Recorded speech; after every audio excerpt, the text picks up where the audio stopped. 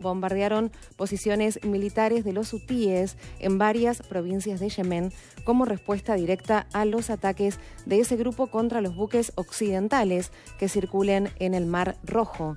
Al menos 5 personas murieron hasta el momento y 6 resultaron heridas como consecuencias de los ataques, según el portavoz militar de los hutíes, Yahya Sarea. Además, precisó que hubo 73 bombardeos en las provincias de Al-Udeizah, Taiz, Ajag y Saada, todas ellas en manos de los insurgentes.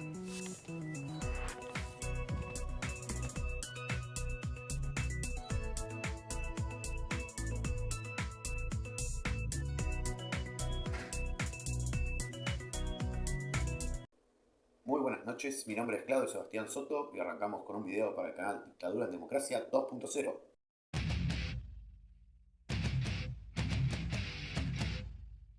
Yemen, el frente olvidado. Hoy escenario de un nuevo conflicto global. Datos claves para entender el conflicto. Debemos arrancar porque por el estrecho de Bab el-Mandeb pasa el 12% del comercio mundial, recursos energéticos como el petróleo y el 8% del gas licuado. Eso lo vuelve en la arteria principal para el comercio internacional. Los hutíes atacaron con misiles y drones a las embarcaciones comerciales del estrecho Bab el-Mandeb. Es un punto estratégico y neurálgico para el comercio global. El Mar Rojo conecta el Océano Índico y el Mediterráneo. La otra opción es rodear todo por África. Pero eso aumentaría la duración del viaje entre 24 a 30 días, o sea, aproximadamente el tránsito de las embarcaciones comerciales y por lo tanto la consecuencia de eso es el aumento de precios en bienes que se traduce en inflación. Todos los otros medios que relevaron esta cuestión hablaron de entre 10 a 12 días, lo cual es un dato erróneo. Se los ataca por el estrecho de Bab el-Mandeb por la facilidad estratégica para piratear, como fue el caso de la embarcación Galaxy. Irán apoya con dinero y armamento a los hutíes.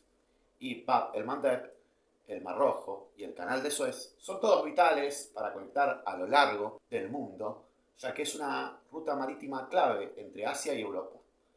Actualmente, en este área específica, o sea, en este estrecho de Bab el-Mandeb, Estados Unidos y Gran Bretaña y sus aliados atacan a Yemen. Más de 60 objetivos fueron bombardeados hasta la fecha con misiles subsónicos, sumado a ataques desde la base de Chipre efectuados por bombarderos tierra y aire. Y esto puede ser la escalada bélica para algo mucho más grande. En el norte se encuentra el Canal de Suez y al sur se encuentra Bab el-Mandeb. Ambos estrechos concentran la mayoría del tránsito marítimo del comercio internacional y para operar prósperamente el comercio internacional precisa de la paz del mar. Cabe destacar que el 80% del comercio internacional se hace por el mar. En tal sentido, para entender el conflicto en cuestión de Yemen, hay 3 facciones que pujan por el control del territorio yemenita.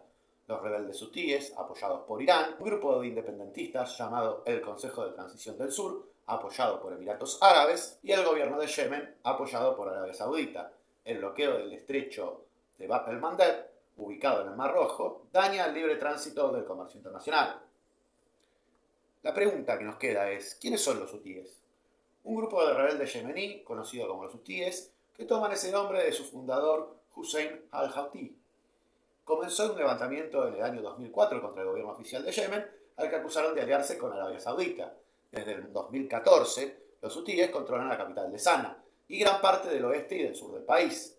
Los hutíes son principalmente musulmanes chiitas que tienen vínculos con Irán, que son financiados en su rebelión contra el gobierno de mayoría musulmana sunita de Yemen y sus ataques contra Arabia, liderado por suníes.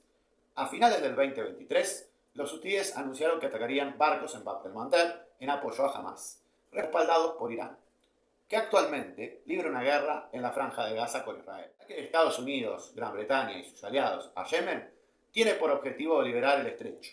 La piratería y los ataques ocasionados por los hutíes vienen desde octubre y noviembre a finales del 2023. Hay especulaciones que este ataque, con el fin de bloquear el tránsito de embarcaciones y la práctica de la piratería, tienen por objetivo el cese de hostilidades entre Palestina e Israel.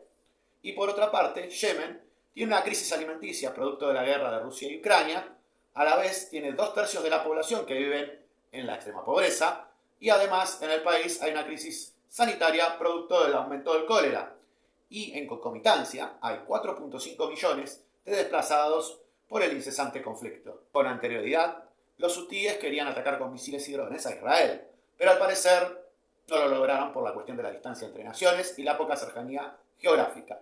Los países que rodean el canal de Suez y el estrecho de Bab el-Mandeb no encuentran por ahora incentivos para sumarse al conflicto, lo que se entiende de este conflicto que tiene altas probabilidades de escalar un conflicto aún mayor, aún más global, si naciones alineadas con China y Rusia se suman.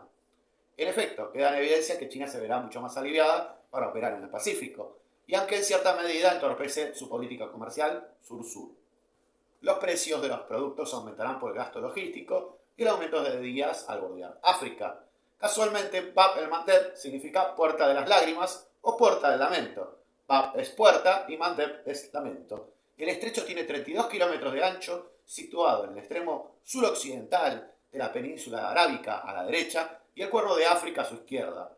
El conflicto, a escala por recientes ataques con drones a las embarcaciones comerciales por parte de los hutíes. Quizás esto tenga en cierta forma relación con el aumento del yihadismo en Europa y que esta semana hayan afirmado especialistas en temas de Medio Oriente la preocupación por un posible atentado puertas para dentro de Estados Unidos, ya que el presidente Biden está ejerciendo el poder en dicho país. Y lo que es cierto que la situación escaló con las tensiones y el conflicto armado entre Israel y Palestina, después de los sucesos de ataque de Hamas a Israel, que ya se cumplieron más de 100 días, y la contraofensiva israelita. Por último, queda por ver si la OTAN declara la intervención directa en Yemen. Como esto afectará a la región del Medio Oriente, a través de los sucesos subsiguientes, cabe destacar que los hutíes combaten desde el 2014 hasta la actualidad, y a la vez Yemen se encuentra en un conflicto constante desde su guerra de unificación en 1990. En 2015 inicia el conflicto con el sur versus el norte, en Yemen.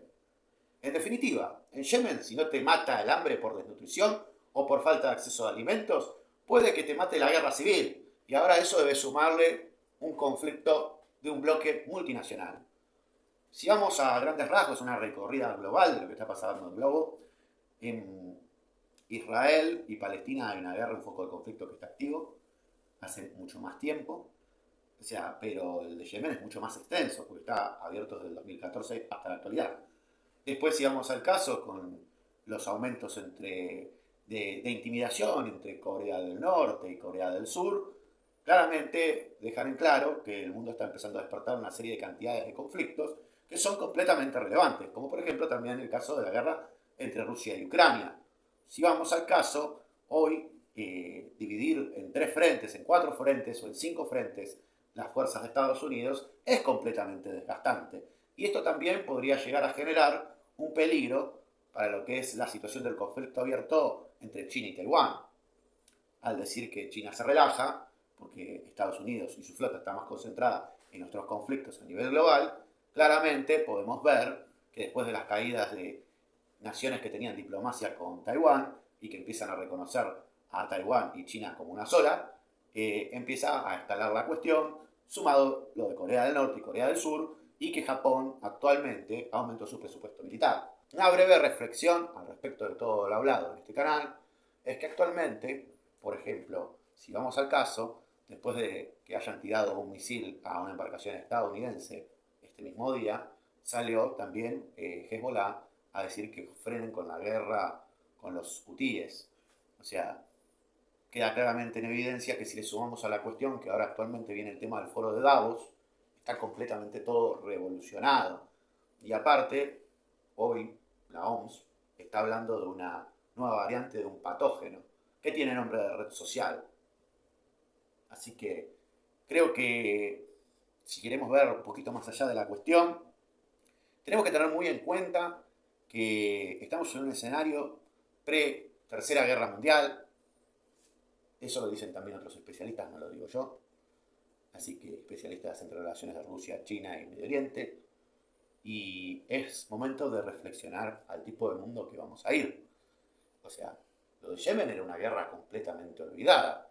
O sea, Yemen está en guerra civil hace más de 10 años. O sea, no es nuevo. Aparte, sostuvo una guerra de unificación desde 1990 a 1999. Pero si vamos al caso, desde hace un montón de años hay más de 45 conflictos, para 57 conflictos abiertos alrededor del mundo, que escalan de pasividad y tensiones y actividad. Sin embargo, si lo queremos ver desde otro punto de vista, también Vladimir Putin habla del tema de las políticas de bloques multinacionales que se conglomeran para poder combatir a otras naciones. Sencillamente ellos se encargan de hablar de la situación de amistad entre China y Rusia. ¿Qué quiero decir con esto? Que comparten tecnología, infraestructura y políticas públicas. Y no es un dato no menor. Ahora, si queremos ver la situación desde una cosmovisión un poco más global, algo se está cociendo. Esto del patógeno puede ser producto para frenar todos estos focos de conflicto, o por lo menos paralizarlos. Si vamos al caso de la teoría del libro de Sun Tzu, primero hay que paralizar al enemigo y después generarle miedo. En base a eso el enemigo no se mueve de su lugar, se queda quieto. Pero si vamos sobre esta cuestión y empezamos a ibanar fino, no es casual que todos los conflictos que estaban en la medida de lo posible disipados, hoy se están aumentando y de hecho entre Rusia y otros países ya hay amenazas de bombardeo nuclear. En el caso de Corea del Norte y Corea del Sur también hay una amenaza de bombardeo nuclear. Y si vamos al caso, la alianza entre Japón y Estados Unidos trata de contener esa área del Pacífico. Si concluimos sobre esta cuestión de esta breve reflexión, podemos darnos cuenta que estamos ante la antesala de un conflicto global mucho más grande. Y esto puede escalar aún más si hay ataques de grupos transnacionales que sean terroristas y que ocasionen daños en puntos neurálgicos o puntos estratégicos de Europa y el resto de Occidente. Así que, sin extenderme mucho más, ni ir mucho más lejos, espero que te haya gustado este video, que lo compartas, que comentes y que lo distribuyas con tus amigos. Nos vemos, hasta luego.